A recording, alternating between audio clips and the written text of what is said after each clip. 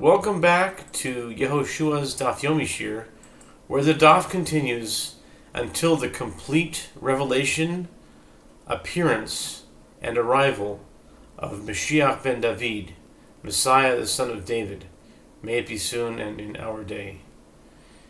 We are studying Chullin, page 59 today.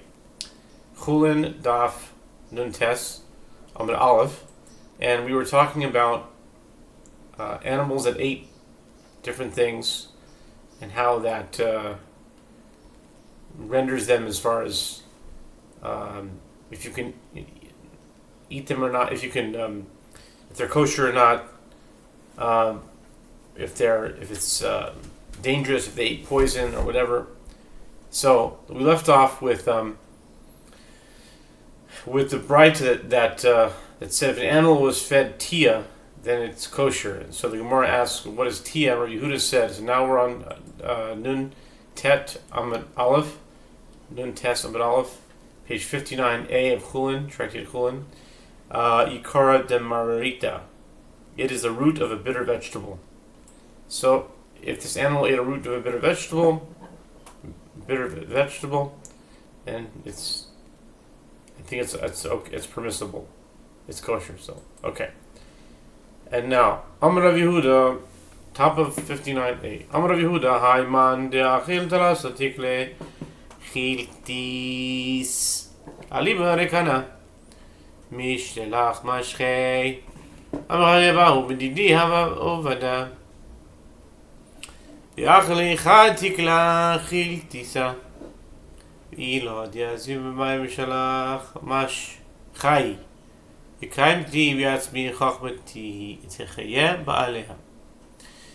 Yehuda says this individual who eats the weight of 3 shekel of sefatida on an empty stomach, it says empty heart, but it means empty stomach, his skin sheds due to the fever he contracts.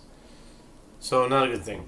Rabbi Bahu said there was an incident in which I was involved, wherein I ate the weight of 1 shekel of sefatida, and I had not immediately sat in water to cool off, my skin would have shed. Had I not immediately sat in water to cool off, my skin would have shed.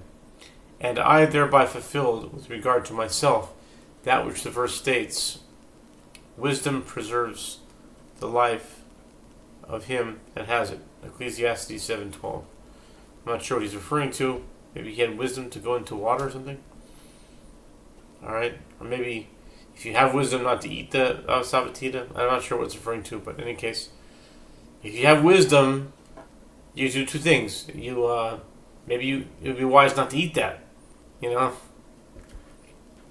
Or you could say, if you ate the thing, it's wise to go into cold water. So either, whatever it is. Amar Rav Yosef, Hayman, de'achil shi. Sere amgoze Vishav butiasa bidipirche Vishase Ruyasa duvsha Bidikufas Tamuz Alima Rekono Measa Talia Delibe. Rav Yosef says this individual who eats 16 eggs and 40 nuts and 7 fruits of the caper bush, and he drinks a quarter log of honey. Ew, a quarter log of honey? Drink? In the season of Tammuz,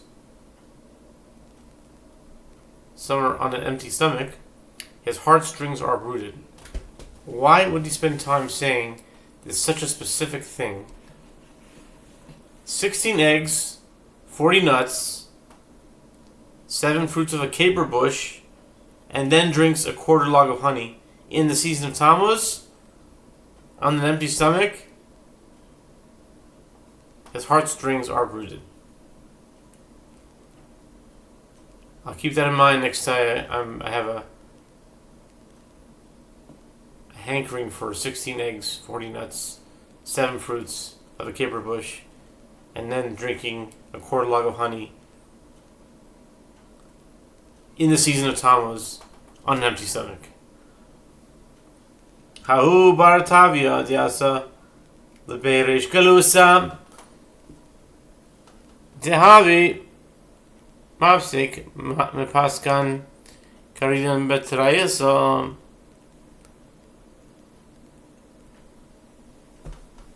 Badke Rav Betsomes Hagidin Makshere Savar Mechal Mine Beumza Amar Le Shmuel Lo Chayash Mara Le Nikure.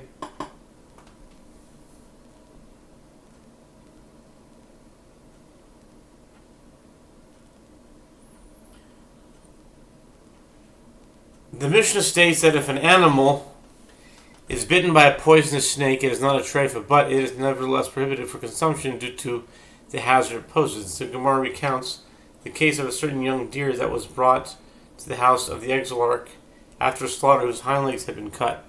Rav inspected it at the convergence of sinews in the thigh and found them intact, and he deemed it kosher. He thought to eat it rare, lightly roasted. Shmuel said to him, "Is the master not concerned for the possibility that it may have a snake bite?" Amrle Maita Kanta Notve Betanura Diu Bedek Nafshe Osbe Nafal Tilche Kar Shmuel Ed Rav Lo Yeuneh Atzadik Koraven Kari Rav Ale Shmuel Kol Raz Lo Anes Lach. Rav said to him, "What is the rectification for such an uncertainty?" Shmuel said to him, "We shall set it in a hot oven, as it will then inspect itself." Shmuel set it in the oven on a spit, and the meat fell off the bone bit by bit, a sign that the snake had bitten the young deer. Shmuel recited about Rav the verse, "There shall no mischief befall the righteous." Proverbs 12:21. Since he was saved due to his righteousness. Rav recited about Shmuel the verse, "And no secret causes you trouble."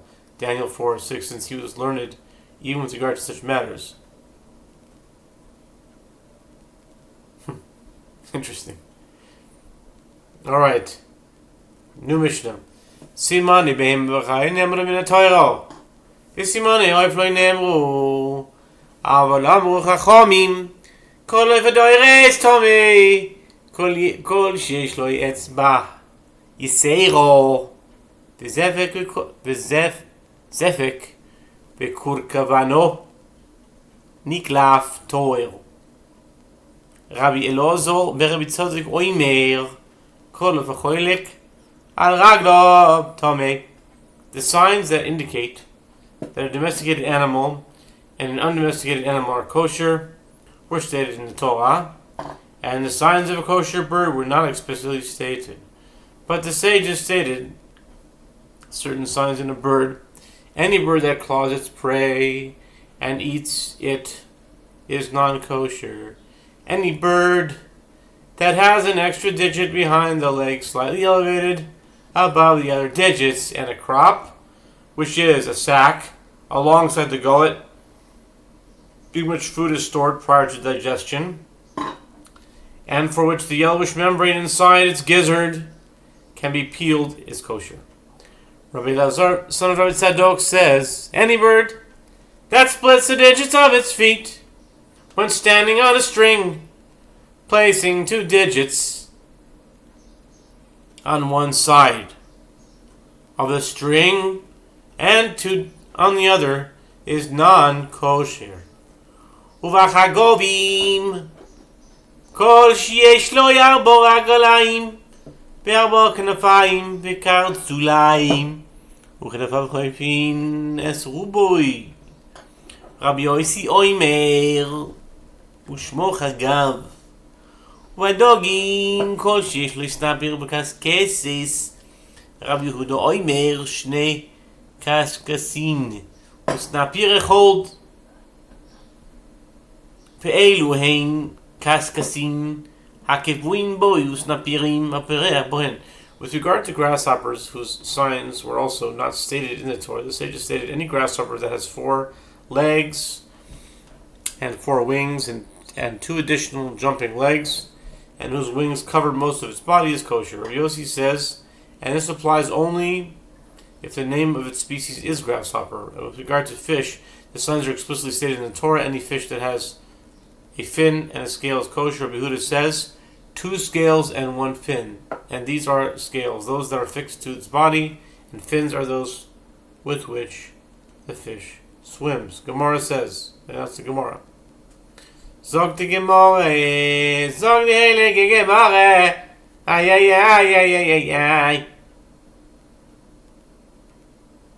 Tanu Rabbanon, Elu ein simon behema, kol behema mefreses parasavro, kol behema shemalas gero, biyadu shein lehem shinayim lemala utoiro. The Mishnah states that the signs of a kosher domesticated animal are stated in Torah.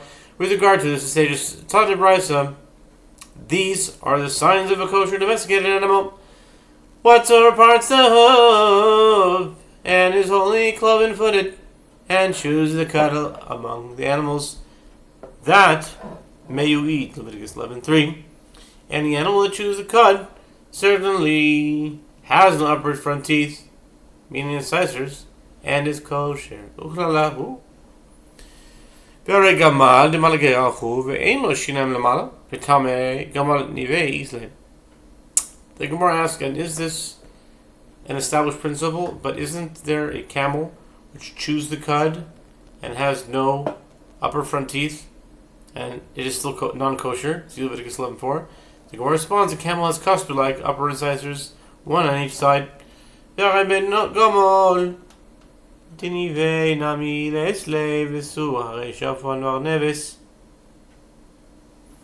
Tima'alas gerahen ויש להן שיניים למעלה וטמאים ועוד שיניים מיחזי וברייסו אלא הכי כאמר כל בהמה שאין לו שיניים למעלה ידוע שמעלס גרו מפרסס פרסו תוהרו.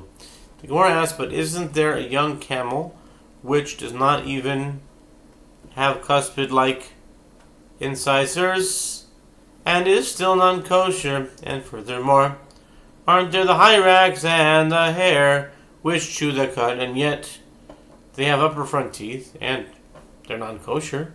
And furthermore, one might ask, are teeth written in the Torah with regard to the kosher status of an animal? Rather, this is what the Tana is saying: any animal that does not have upper front teeth certainly chews the cud and parts the hoof and is kosher.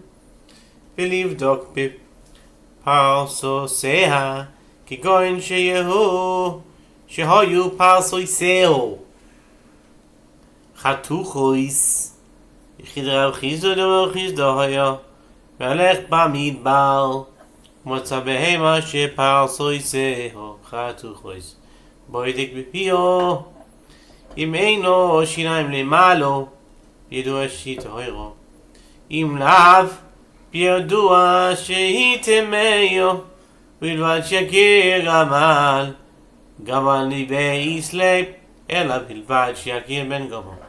The Gemara asks, but why should one inspect the teeth? Let him simply inspect whether the hooves are cloven. The Gemara responds, one inspects the teeth in a case where the hooves were cut and one cannot tell whether they are cloven. And this is in accordance with the statement of Rav Chizda. As Rav Chizda says, if one was walking in the wilderness and he found an animal whose hooves were cut, he may inspect its mouth. If it has no upper front teeth, it is certainly kosher. If that is not the case, it is certainly non-kosher, provided he recognizes that his animal is not a camel, which is non-kosher even though it has no upper incisors. I'd be afraid to check an animal's mouth, it could bite you, The Gemara asks, why must one recognize that this is not a camel? A camel has cuspid-like upper incisors. Rather say, provided that one recognizes that it is not a young camel, which has no cuspid-like upper incisors. Down, now. Lav, amarti ben gamal. Ikanami mino achrino didamil laven gamal lo zogedaitach. Titani dever bishmoel. Yesagomol kimal ageohu. Shalit beoiloboy. יודע שאין לכבודו מה לגרו וטמא אלא גמור. לפיכך פרט בו הכתוב הוא. The Gemara asks, how can one rely only on an inspection of the mouth? Did you not say that there is a young camel which has no upper incisors but is still non-kosher? If so, perhaps there is also another species that is similar to the young camel and is non-kosher despite having no upper incisors. The Gemara responds that this possibility should not enter your mind, as the school of Rabbi Yishmael taught. The verse states, the camel, because it chews the cud but parts not the hoof, is unclean. Leviticus 11:4. The ruler of this world knows that nothing other than the camel chews the cud and is still non-kosher. Therefore, the verse singles it out with the word it, meaning and no other.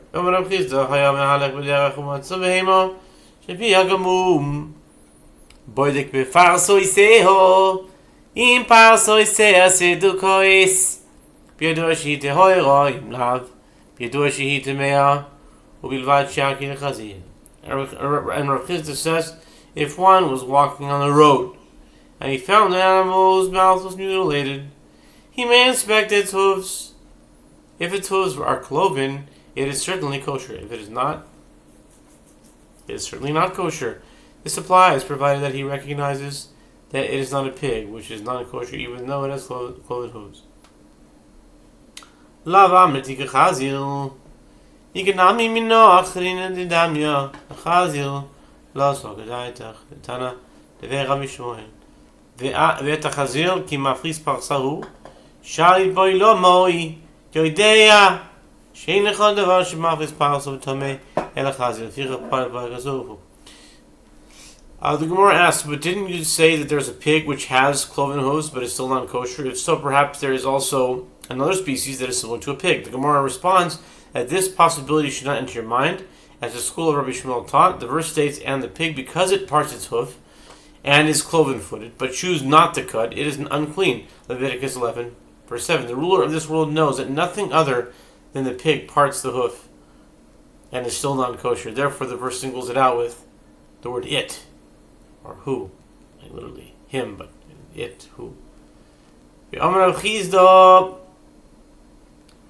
Hayu Mahalech Bamidbar Ubatzobehima Shapia Gamum Ufarsoiseach Hatuchois Boydek Bebisoro Im Mahalech Shesi Be'erev Biyadua Shi Toira Im Lav Biyadua Shi Tamea Bilvad Shakir Arvahad, or Arod, you could say. Okay, Rav Chisda says, if one was walking in the wilderness and he found an animal whose mouth was mutilated and whose hooves were cut, he may inspect its flesh. If it runs like warp in a woof, meaning that part of it stretches vertically and part of it stretches horizontally, it is kosher. Part of it stretches vertically and part of it stretches horizontally is kosher. And if not,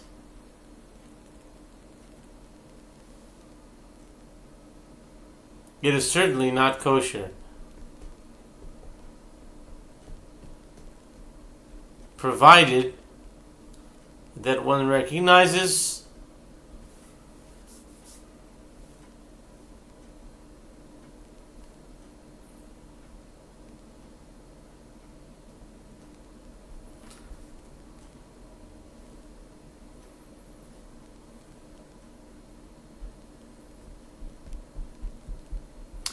and if not, it is not kosher, provided that one recognizes that this animal is not a wild donkey, which is non-kosher even though its flesh runs like a warp and a woof.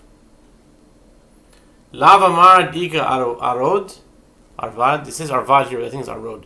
Lav amar dika arod, ika nami mina achrina, bidamya liarod. Gimiri deleka vehecha boide, gamarabaya bitema, rabchizda, pekan peha oketz.